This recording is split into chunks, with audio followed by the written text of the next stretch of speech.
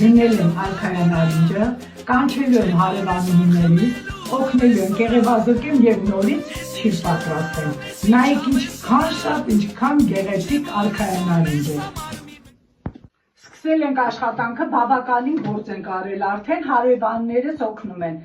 Իսկ ես արդեն անցկացնում եմ եռացած ջուրը, սա մենակի գործ չէ, որ գրել եմ ես իմ հարևանները իզուր չեմ գրել, ամեն ինչում իրար կողք կողքի կանգնած ենք,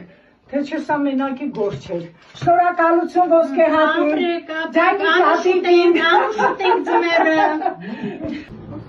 կարելի ասել աշխատանքը եռում է,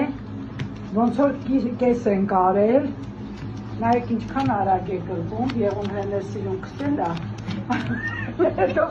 սովատացել ենք, հնձիչում էր կարանք անենք, կոտլետները իհարկե ծանոթ է կոտլետների 3 եմ գցել, ես եմ եռացած ջուրը, 2 րոպե պահում ենք ու հանում ենք, քանի որ աշխատանքը պետք է հագեցած լինի, մենք խմում ենք նրանից հետո